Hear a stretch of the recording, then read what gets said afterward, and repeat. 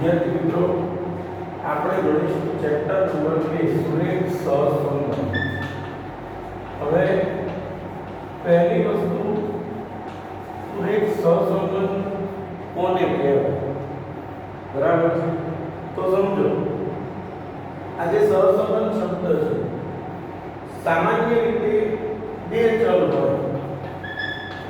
સામાન્ય રીતે બે ચલમાં એક સાથે વધઘટ થાય. એક સાથે વધઘટ થાય તો બે ચલ વચ્ચે સહસંબંધ છે તેમ કહેવાય.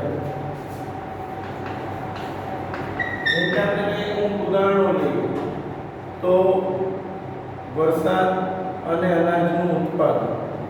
વરસાદ અને અનાજનું ઉત્પાદન તો આપણે બધા જાણીએ છીએ કે વરસાદમાં વધારો થાય, જો વરસાદ પડે તો અનાજનું ઉત્પાદન વધે. એટલે કે વરસાદ અને અનાજના ઉત્પાદન વચ્ચે કોઈ ચોક્કસ સંબંધ રહેલો છે. એવી જ રીતે વસ્તુની કિંમત અને માંગ.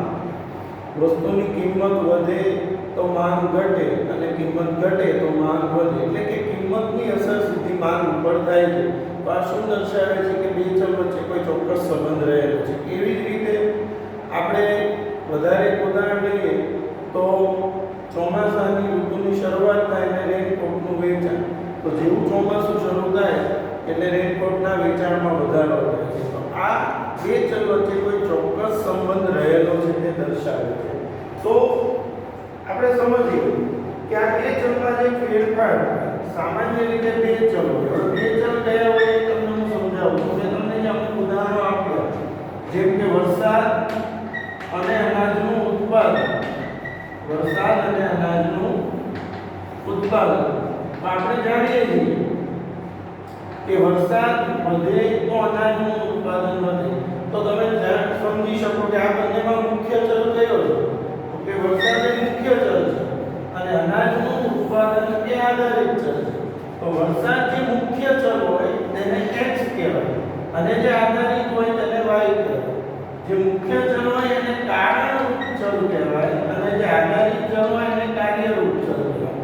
એટલે કે વરસાદ એ કારણ છે, અનાજનું ઉત્પાદન એ કાર્ય છે. તો આ બે ચલ વચ્ચે કોઈ ચોક્કસ પ્રકારનો સંબંધ રહેલો જોવા મળે.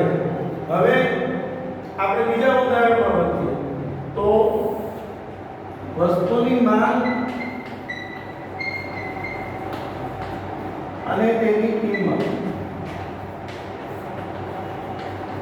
તો આપણે બધા જાણીએ છીએ કે કિંમત એ મુખ્ય ચલ છે અને માંગ એના ઉપર આધાર રાખે. તો કિંમત અને માંગ, તો કિંમતને આપણે x કહીશું અને માંગને આપણે y કહીશું. કિંમતને કારણ કહેવાય,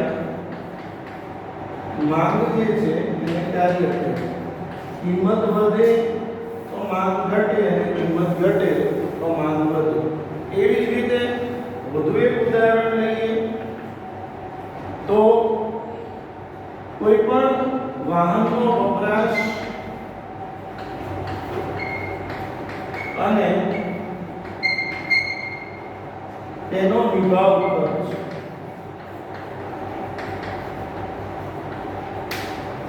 તો બધા જાણીએ છીએ કે કોઈ પણ વ્હીકલ હોય એનો જેમ તમે વપરાશ વધારશો તેમ તેના નિભાવ ખર્ચમાં પણ વધારો થશે. એટલે કે મેન્ટેનન્સ વધે. વાહનનો વપરાશ વધે તો મેન્ટેનન્સ વધે. તમે નવું બાઇક લીધું હોય, આમ તમે દરરોજ ખાલી 1 કિલોમીટર જ ચલાવો તો એનો વપરાશ ઓછો થશે તો એનો મેન્ટેનન્સ પણ ઓછો હશે. પણ દરરોજ 50-100 કિલોમીટર ચલાવશો તો એનું મેન્ટેનન્સ પણ વધારે આવશે. એટલે વાહનનો વપરાશ એ કારણ છે અને નિભાવ ખર્ચ એ કાર્ય છે. વાહનનો વપરાશ એ x છે અને આ y છે. તો આ બધામાં આપણે એક વસ્તુ કોમન જોઈ રહ્યા છીએ. એક કારણ હોય અને બીજું કાર્ય હોય. એક કારણ છે તો બીજું કાર્ય છે. જે મુખ્ય હોય, જે x છે તેને કારણ કહેવાય અને જે આધારિત છે તેને કાર્ય કહેવાય. એટલે કે બે ચલમાં જે ફેરફાર થાય છે એ કેવી રીતે થાય છે હવે આપણે સમજીશું. પણ પહેલા તમે બધા આ ત્રણ ઉદાહરણ લખીશું કે સામાન્ય રીતે બે ચલમાં ચલમાં થતો ફેરફાર હોય તો તે બે ચલ વચ્ચે સહસંબંધ જેની વ્યાખ્યા આપણે પછી ભણીશું, પણ એક આ સમજવાની વસ્તુ છે. હવે બે ચલ છે જેની વાત કરીએ તો કારણ અને કાર્યરૂપ ચલ. તમને પરીક્ષાની અંદર એવો પ્રશ્ન પૂછે કે નીચેના ઉદાહરણોમાં કારણ અને કાર્યરૂપ ચલ અલગતા તો આપણને કોઈ પણ વાક્ય વાંચે તો તરત ખબર પડી જવી જોઈએ કે આને કારણ કહેવાય અને આને કાર્ય કહેવાય. તો કારણ અને કાર્યરૂપ ચલ છે એ આપણને અલગ તારવતા આવડવા જોઈએ. બરાબર છે? એટલે આ ત્રણ ઉદાહરણ લખીશું. હવે આપણે આગળ વધીએ થોડા. તો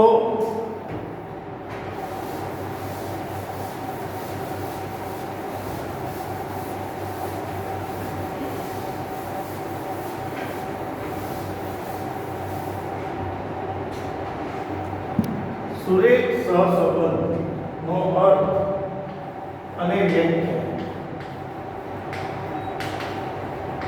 તો પહેલા આપણે જે સમજીએ છીએ હવે એ છે બે ચલમાં થતો ફેરફાર કેટલા કારણોસર હોય છે.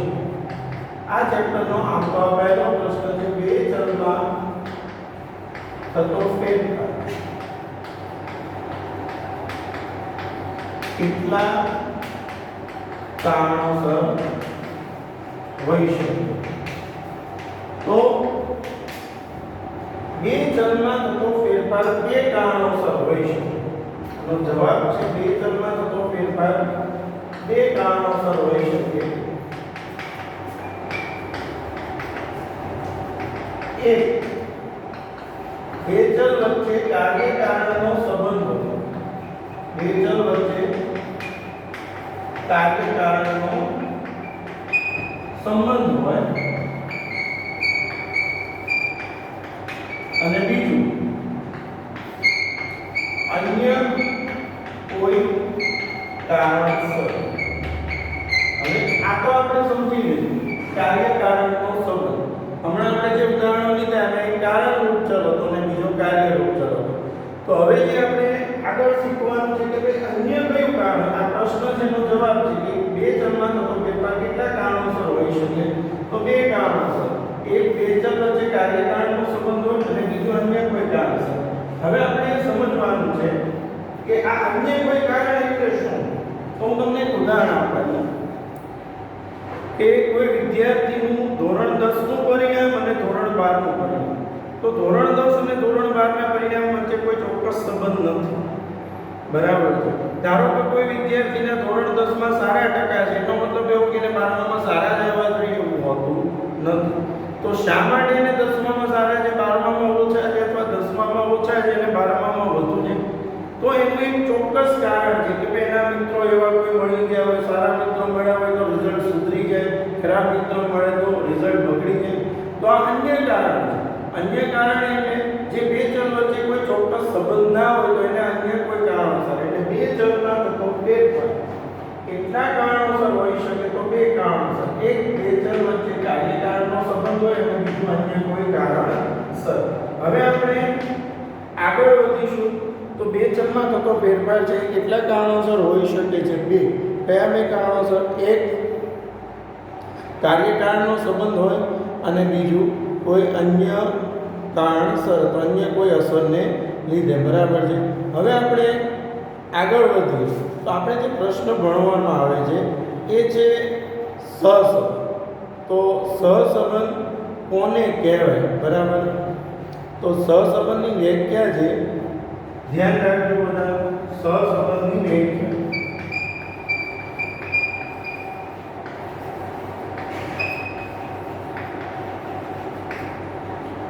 જો બે ચલની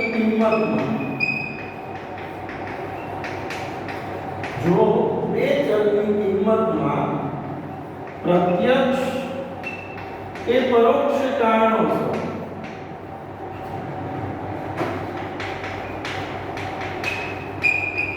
એક સાથે વધઘટ થતી હોય તો બે ચલ વચ્ચે સહસંબંધ છે. છે તેમ કહેવાય. શું વ્યાખ્યા છે? બે ચલની કિંમતમાં પ્રત્યક્ષ કે પરોક્ષ કારણસર એક સાથે ફેરફાર થતા હોય તો બે ચલ વચ્ચે સહસંબંધ છે. આ વ્યાખ્યા આપણે યાદ રાખીશું.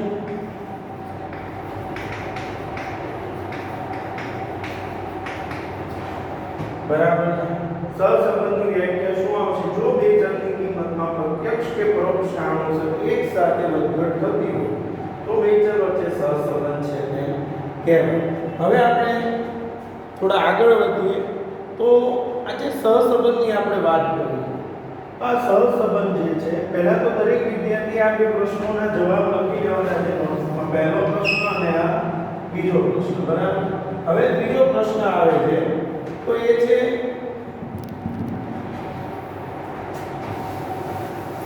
સહસંબંધના પ્રકાર. સહસંબંધના પ્રકાર. તો આપણે સહસંબંધના પ્રકારો સમજીએ.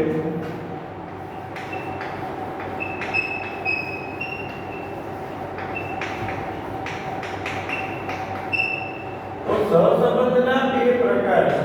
સહસંબંધના બે પ્રકાર છે. એક ધન સહસંબંધ અને બીજું ઋણ સહસંબંધ. ધન સહસંબંધ અને બીજું ઋણ સહસંબંધ. હવે ધન સહસંબંધ કોને કહેવાય અને ઋણ સહસંબંધ કોને કહેવાય એની બંનેની આપણે અહીંયા વ્યાખ્યા સમજીએ છીએ. સૌપ્રથમ ધન સહસંબંધ.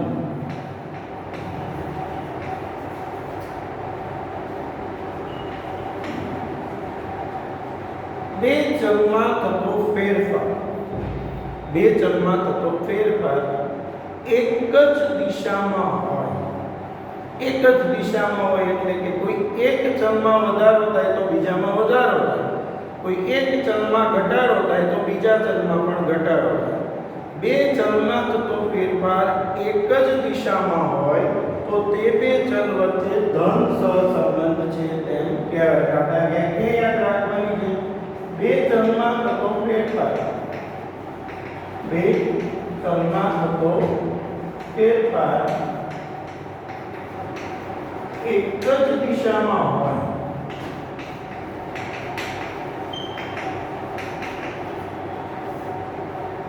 તો બે ચલ વચ્ચે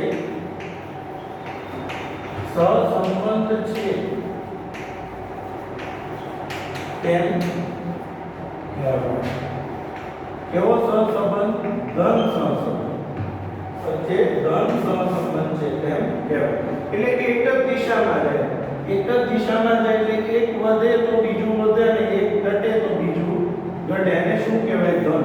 તો આપણને પ્રશ્ન થાય તો ઋણ કોને કહેવાય? તો આના આધારે તમે ઋણની વ્યાખ્યા લખી શકો છો. એક જ દિશા હોય તો ધન હોય, તો વિરુદ્ધ દિશા હોય તો ઋણ. તો વ્યાખ્યા શું થશે ઋણ સહસંબંધની? બે ચલમાં થતો ફેરફાર. બે ચલમાં થતો ફેરફાર વિરુદ્ધ દિશામાં હોય. વિરુદ્ધ દિશામાં હોય તો બે ચલ વચ્ચે ઋણ સહસંબંધ છે તેમ કહેવાય. હવે આપણે હમણાં જે ઉદાહરણો ભણ્યા હતા એમાં ધન ને ઋણના બંનેના ઉદાહરણ હતા. જેમ કે વરસાદ અને અનાજનું ઉત્પાદન. તો વરસાદ વધે તો અનાજનું ઉત્પાદન વધે. આ એક જ દિશા પર. તો આને ધન સહસંબંધ કહેવાય. એવી જ રીતે વસ્તુની કિંમત અને માંગ. તો કિંમત વધે તો માંગ ઘટે અને કિંમત ઘટે તો માંગ વધે. આ વિરુદ્ધ દિશા કહેવાય. તો એને ઋણ કહેવાય. એટલે ધન સહસંબંધ અને ઋણ સહસંબંધ. આ દરેક વિદ્યાર્થીએ ત્રણ પ્રશ્નો કોપી કરવાના છે. બરાબર છે. પહેલા તો સહસંબંધના પ્રકાર કેટલા છે? તો બે ધન અને ઋણ. બીજું ધન સહસંબંધની વ્યાખ્યા અને ત્રીજું ઋણ સહસંબંધની વ્યાખ્યા. બરાબર છે. હવે આટલું થઈ જાય પછી આપણે ચેપ્ટરની અંદર આગળ વધીએ તો આવે છે પ્રશ્ન સહસંબંધના અભ્યાસની રીતો, બરાબર છે. તો સહસંબંધના અભ્યાસની રીતો, પણ સહસંબંધના અભ્યાસની રીતો પણ એની પહેલાં એક પ્રશ્ન છે, એ છે સહસંબંધાંકની વ્યાખ્યા. બરાબર છે, સહસંબંધાંકની વ્યાખ્યા. તો આપણે સહસંબંધાંકની વ્યાખ્યા સમજીશું. વાત સહસંબંધાંકની વ્યાખ્યા. તો હવે બધા અહીંયા ધ્યાન આપજો, સહસંબંધાંકની વ્યાખ્યા શું છે?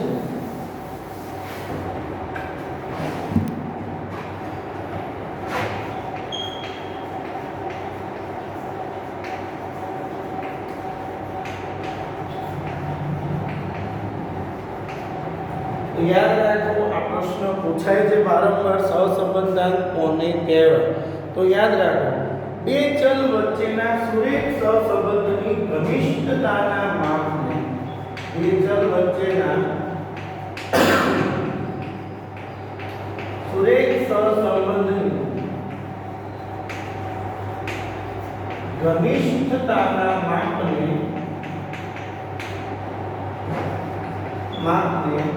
સહસંબંધાંક કહે છે. શબ્દ સમજવાનો છે આ ઘનિષ્ઠતા. ઘનિષ્ઠતા એટલે ગાઢ. બે ચલ વચ્ચે કેટલો ગાઢ સંબંધ છે તેને સહસંબંધાંક કહેવાય. એટલે કે બે ચલ વચ્ચેના સુરેખ સહસંબંધની ઘનિષ્ઠતાના માપને સહસંબંધાંક કહે છે. અને સહસંબંધાંકને આ સંકેત વડે દર્શાવવામાં આવે છે. કયા સંકેત વડે? આ સંકેત વડે દર્શાવવામાં આવે છે. એટલે અહીંયા આપણો એક પ્રશ્ન થયો, સહસંબંધાંકની વ્યાખ્યા પહેલા આવશે, ત્યારબાદ સહસંબંધાંકને કયા સંકેત વડે દર્શાવવામાં આવે છે. બરાબર. અને સહસંબંધાંક એક સંખ્યાત્મક માપ છે. કારણ કે તમે આંકડામાં જવાબ લાવો છો એટલે સંખ્યાત્મક માપ છે. ને આ માપ છે એ કાર્લ પિયર્સન કોણે સૂચવ્યું હતું? Karl Pearson. આ બધા એમસીક્યુમાં પ્રશ્ન આવે છે, તો આ પ્રશ્ન વારંવાર પૂછાતો હોય છે. અને આ કે સહસંબંધાંકનું માપ છે એ કોણે સૂચવ્યું છે? તો કાર્લ પિયર્સન. તો અહીંયા બીજા ચાર પ્રશ્નો કયા? કે આ બે ચલ વચ્ચેના સુરેખ સહસંબંધની ઘનિષ્ઠતાના માપને સહસંબંધાંક કહે છે. કયા સંકેત વડે દર્શાવવામાં આવે છે? આ સંકેત વડે. સહસંબંધાંક એ કેવું માપ છે? સંખ્યાત્મક માપ છે. અને આ માપ કોણે સૂચવ્યું છે? તો કાર્લ પિયર્સન. હવે જે આવે છે સહસંબંધના અભ્યાસની રીતો. તો સહસંબંધના અભ્યાસની રીતોની વાત કરીએ. આ ચેપ્ટર છે, એમાં જે દાખલાઓ આવશે બધું આવશે, એની ત્રણ રીતો છે. સહસંબંધના અભ્યાસની રીતો કેટલી છે? ત્રણ રીતો છે. એક વિકર્ણ આકૃતિની રીત. બરાબર છે. એક વિકર્ણ આકૃતિની રીત. બે કાર્લ પિયર્સનની ગુણન પ્રઘાતની રીત. કાર્લ પિયર્સનની ગુણન પ્રઘાતની રીત. અને ત્રણ, તો જે ત્રીજી રીત છે એ છે સ્પીયરમેનની ક્રમાંક સહસંબંધાંકની. તો એક વિકર્ણ આકૃતિની રીત, બીજું કાર્લ પિયર્સનની ગુણન પ્રઘાતની રીત, અને ત્રીજું સ્પીયરમેનની ક્રમાંક સહસંબંધાંકની રીત. હવે જે પહેલી રીત છે એ આપણે સમજવાની છે, પણ સૌ પહેલા દરેક વિદ્યાર્થી આ બધા જ પ્રશ્નો લખી લેશો. આ બધી જે તમને સમજાવું છું એમાંથી જ બોર્ડમાં થિયરી આવશે. બરાબર છે? એટલે ખાસ ધ્યાન રાખવું આમાં. હવે જે પહેલી રીત છે વિકર્ણ આકૃતિની રીત, તો પ્રશ્ન થાય કે આ વિકર્ણ આકૃતિ કોને કહેવાય? આમ જોવા જઈએ તો તમે ગયા વર્ષે આ વસ્તુ ભણેલા છો, બરાબર છે?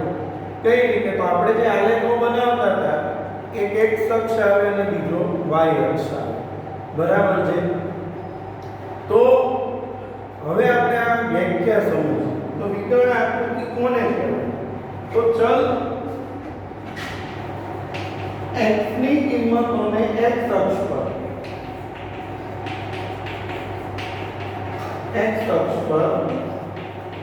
અને ચલ y ની કિંમતોને y અક્ષ પર લઈ,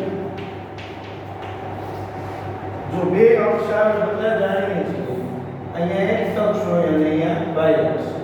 હવે હું તમને પાર્ટીની કિંમત આપે 5 6 7 10 8 12, તો પહેલા 5 6 તો અહીંયા 5 જોવાનું, અહીંયા 6 7 અને 10, અહીંયા 7 અને અહીંયા 10, અહીંયા 8 અને અહીંયા 12. તો x ની કિંમતોને x અક્ષ પર અને y ની કિંમતોને y અક્ષ પર લઈ આલેખ પત્ર પર x1 y1 x2 y2 xn yn બિંદુઓ દર્શાવી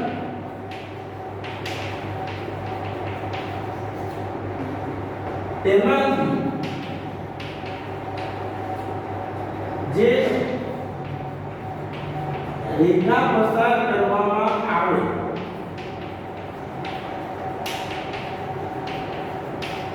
તેને વિકર્ણ આકૃતિ કહે છે. તો એવું લખી શકાય, બિંદુઓ દર્શાવી તેમને જોડતા જે આકૃતિ બને છે તેને વિકર્ણ આકૃતિ કહે છે.